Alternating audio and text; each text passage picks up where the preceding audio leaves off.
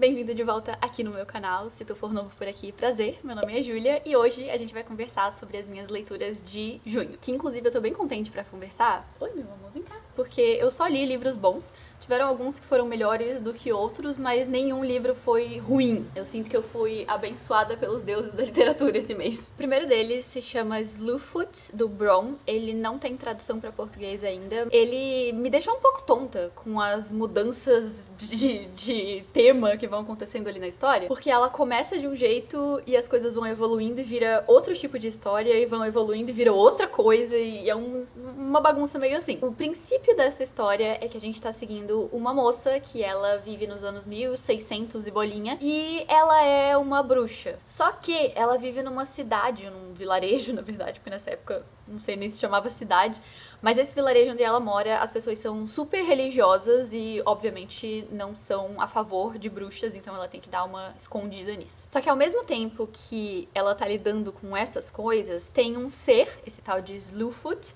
que tá acordando. Então, no começo do livro, tu não sabe muito bem, assim, o que tá acontecendo, porque ele meio que acordou de um sono de muito tempo, tu não sabe nem quanto tempo, e ele tá tentando entender por que que ele acordou, o que que tá acontecendo. Ele tá tentando lembrar quem que ele nem lembra qual que era o propósito dele, se ele era uma criatura do bem, do mal.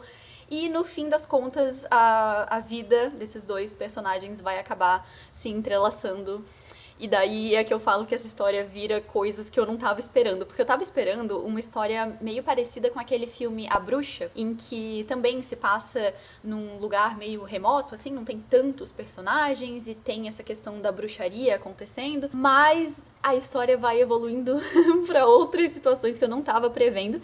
Não que isso seja ruim, mas é só que eu realmente não esperava o que tava acontecendo na história. Tanto é que o comecinho do livro realmente é essa história meio que de uma cidade pequena, uma moça tentando defender os seus próprios direitos e tal, e daí vem entrando essa questão da bruxaria e daqui a pouco vira uma história super violenta, tipo, tem uma cena mais lá pro final que eu lembro que tá, assim, gravada na minha cabeça, porque foi horrível. O nível das coisas de violência que acontecem nesse livro me lembrou bastante de A Guerra da Papoula, que também naquele livro lá tem uma cena, nossa, que é de embrulhar o estômago, horrível. E nesse livro aqui também eu não tava esperando chegar a esse ponto, então só pra avisar que ele é uma história meio de uma coisa meio paranormal, barra terror e que tem esse elemento bem gráfico, principalmente quando vai chegando mais pro final. E uma coisa que eu gostei muito nesse livro é realmente essa questão da bruxaria e da religião, né? Porque como ela mora ali nessa cidade que é bem religiosa, ela tem que contornar um pouco as situações que estão acontecendo.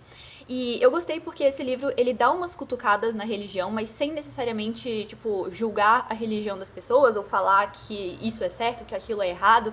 Ele mais coloca o leitor numa posição de pensamento crítico, porque ele vai questionar justamente essa questão de que o problema não é a religião, mas as pessoas e a forma como as pessoas usam a religião como arma pra disfarçar as coisas ruins que elas estão fazendo e desculpar os atos tenebrosos que elas cometem. Eu também gostei muito de como essa protagonista, ela vai evoluindo ao longo da história, porque no começo ela é meio que uma protagonista mais tímida, mais quietinha no canto dela, que ela não pode fazer muita coisa, e ela vai crescendo e vai ganhando o espaço dela e conquistando isso e ganhando mais autoestima e mais autoconfiança pra fazer as coisas. E é bem impressionante, sabe? Me lembrou um pouco da Katniss em Jogos Vorazes, e isso também é uma coisa que fez com que a história fosse dando essas reviravoltas que eu não sabia muito o que esperar, porque eu não sabia pra onde que ia a protagonista, porque ela era uma pessoa no começo do livro e ela vai mudando muito por consequência das coisas que acontecem. E como ela vai mudando, a forma como ela reage com as coisas que acontecem na história também são muito diferentes e vai sendo diferente, então tu não consegue necessariamente prever como que ela vai reagir no final,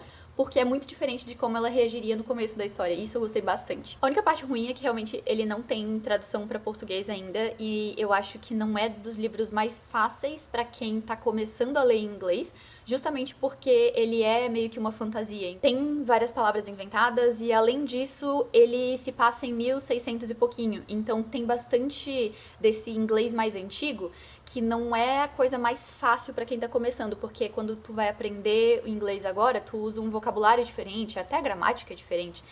Então é um pouco complicado pra eu recomendar, mas se tu gosta desse tipo de história, vale super a pena. Inclusive, o livro tem ilustrações que são muito legais, principalmente pra essa parte dessas criaturas que não são humanas. E daí eu li Nossa Parte de Noite, da Mariana Henriques, que é uma história que se passa na Argentina durante a ditadura militar ali do país. Eu fiquei tão feliz de estar lendo uma história que se passa aqui na América Latina, porque o nome dos personagens são todos muito latinos. Os protagonistas se chamam Juan e Gaspar, Mercedes, é tudo nomes assim.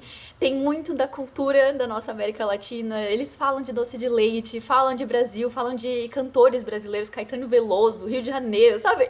Ai, assim, me deu uma coisa tão gostosinha aqui dentro de estar lendo um livro que se passa num lugar que eu conheço. Porque quando eu leio livros de autores americanos ou europeus, é difícil que eu já tenha visitado os lugares que eles falam. Mas nesse livro, por exemplo, eles falam das cataratas da Foz do Iguaçu. E eu tipo, eu já fui lá, eu sei como é que é. Isso foi muito legal. Inclusive, me deu mais vontade de ler livros de autores aqui da América Latina, porque o que eu mais leio da América Latina é do Brasil mesmo, mas eu quero ler de outros países aqui, de autores que falam espanhol, até porque eu tô aprendendo espanhol, então acho que isso vai ajudar. Mas a ideia dessa história é que ela começa com um pai e um filho que eles estão em luto, porque a mãe da família morreu faz pouco tempo. E aos pouquinhos, tu vai percebendo que também tem um elemento meio sobrenatural pra essa história, porque o pai dessa família, ele tá envolvido com uma parada que parece meio que um culto, e ele pode ver espíritos. E daí ele quer muito conseguir ver o espírito da ex-esposa dele que faleceu, mas ele não consegue. E eu não vou falar muito sobre essa parte sobrenatural do livro, porque no comecinho da história tu não sabe muita coisa sobre isso, e eu acho que é justamente isso que faz com que esse livro seja tão interessante, porque tu vai passar bastante tempo dele sem entender como é que funciona essa questão da magia, desse ocultismo, das coisas ali. Elas meio que acontecem sem que tu entenda, até tu chegar assim quase lá pro final do livro, e isso eu acho que foi feito de forma intencional, então eu não vou falar muito pra não estragar essa parte da história. O que a história mais fala é justamente sobre família e sobre todas as relações diferentes de família. Então ali a gente vai ter principalmente essa de pai e filho, que são os dois protagonistas da história, mas vai ter também da relação com os teus próprios pais, com os teus avós, com os teus filhos, com irmãos, e muitas dessas relações são tóxicas e são abusivas, e tu percebe que não tá legal, principalmente ali entre esses dois protagonistas, porque esse Juan, ele não é dos melhores pais, ele é um cara que se estressa muito fácil, ele não tem aquele tato pra lidar com uma criança, porque o filho dele, eu acho que no começo do livro ele tem 6, 7 anos, e é complicado, e daí as relações entre esses dois não são das melhores. Além disso, a história também é mais puxada por um lado pesado, porque como ela se passa ali numa época política bem complexa, tem toda essa parte da ameaça de pessoas que desapareciam do nada porque elas iam contra o governo, de pessoas que tinham que fugir para outros lugares. E, inclusive, eu costumo gostar bastante de livros que trazem esses temas políticos e essas discussões de relacionamentos e tal. Eu gosto bastante de livros que puxam isso pro meio da história, e esse livro fez isso de um jeito maravilhoso. Ainda mais tendo esse elemento de fantasia no meio, porque daí ele não é uma fantasia completamente mirabolante, ela é uma fantasia que poderia acontecer na nossa vida. Claro que eu sei que não poderia, né? Mas dá pra encaixar isso dali por conta do jeito tão sutil que a autora lida com essas complexidades reais que acontecem na nossa vida. A única coisinha que eu não amei nesse livro é que eu achei que ele foi longo demais. Eu acho que dava pra ter encurtado um pouquinho. Tem várias sessões desse livro em que parece que não acontece muita coisa.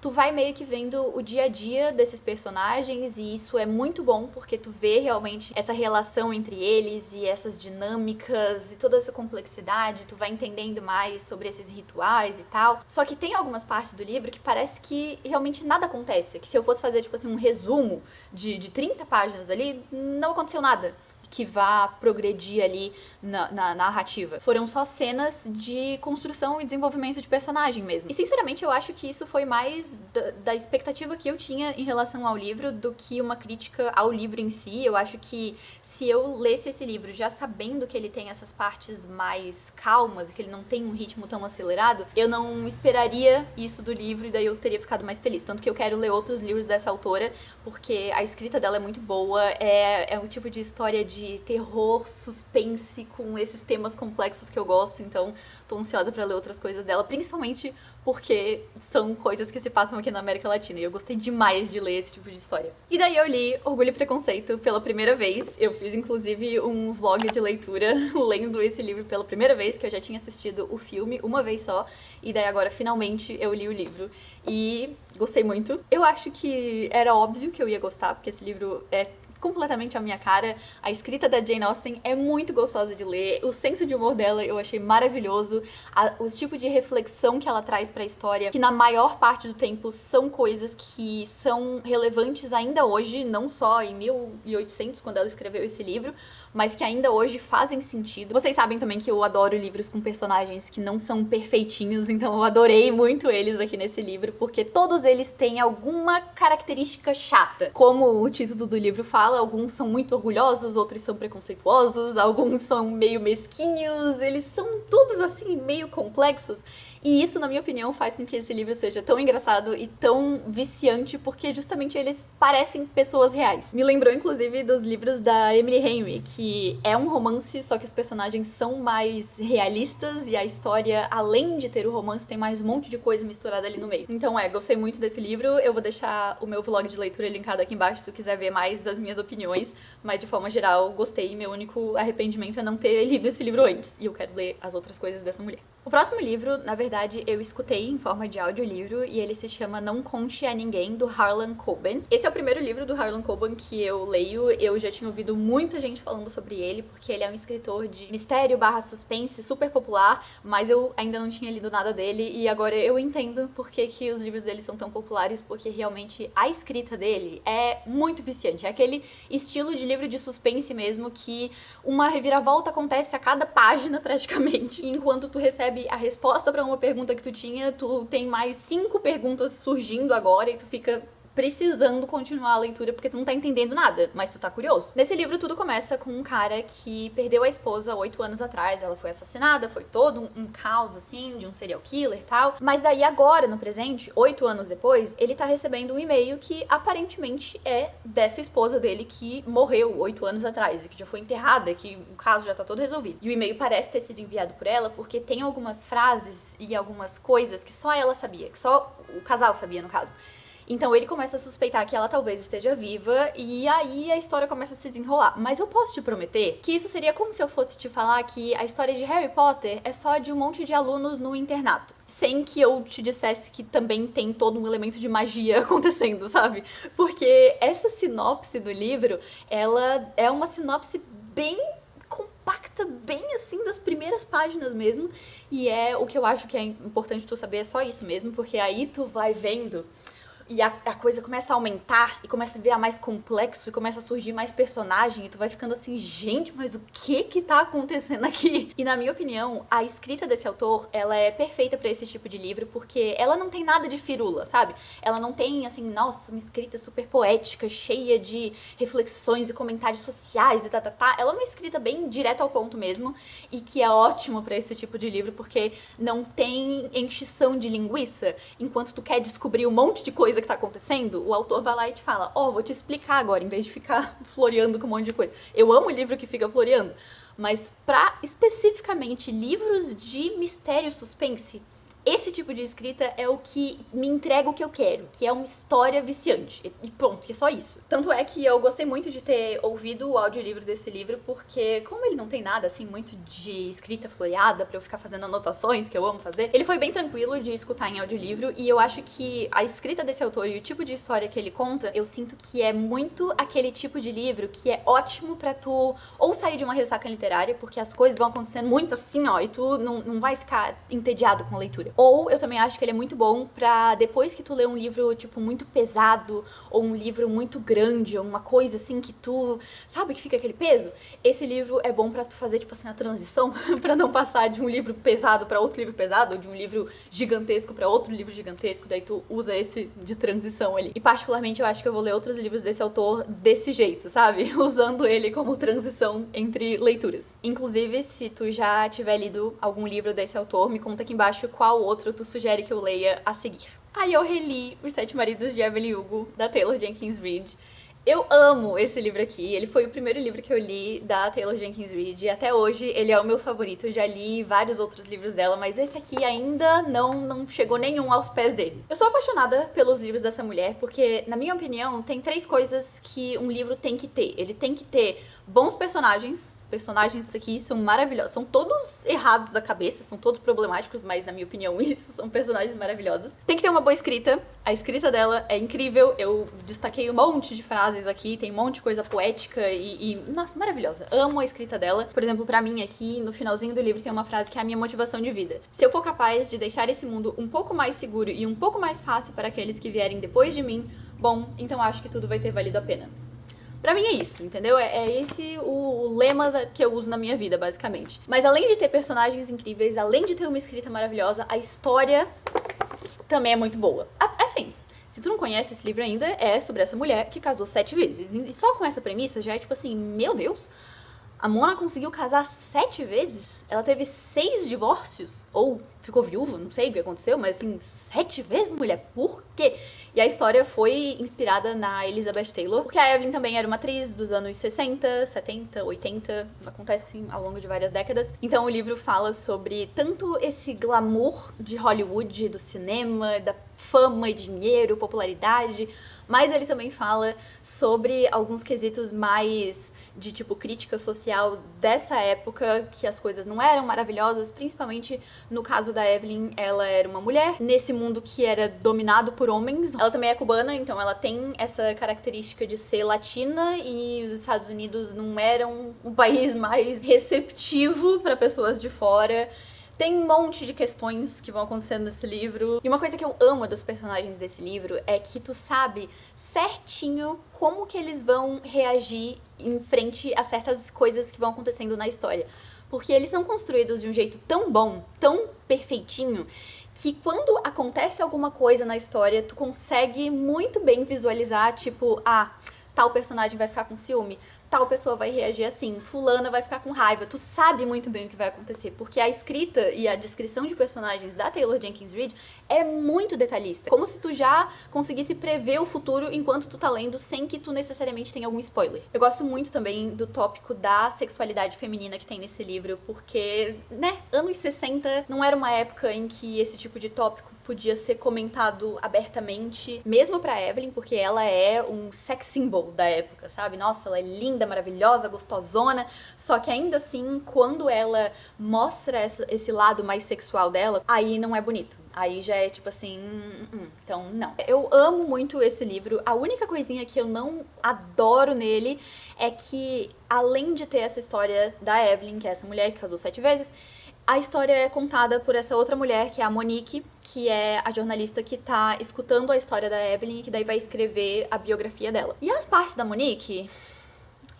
Quem liga pra Monique, sabe? Eu quero saber a história da Evelyn e eu não quero saber da história da Monique. Então as partes da Monique são meio chatinhas. Nessa segunda leitura, eu já não me incomodei tanto assim com as partes da história da Monique. Eu até acho que não é tão chato quanto eu lembro de ter sido da primeira vez que eu li. Só que uma coisa que eu não gosto é que não tem diferenciação nenhuma quando que tu tá ouvindo a história da Monique e quando é a Evelyn, porque as duas falam em primeira pessoa, não tem nenhuma diferença na fonte, na formatação, em nada, é tudo igual. Então tu termina de ler uma página com a Evelyn falando, tu vira a página, começa a ler pela fala da Monique, tu não tem nenhuma indicação de que trocou de protagonista narrando a história pra ti. Isso eu acho estranho, sabe? Eu acho que podia ser corrigido de um jeito muito fácil, só trocando a fonte ou alguma coisinha pra indicar quem que tá falando.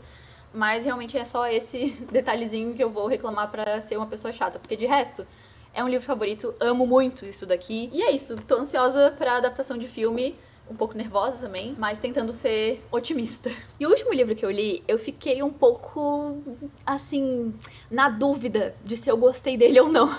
Porque eu amei ele, eu fui lendo ele, eu tava adorando, eu tava achando perfeito. Aí chegou no final. E no final desse livro, eu fiquei com tanta raiva.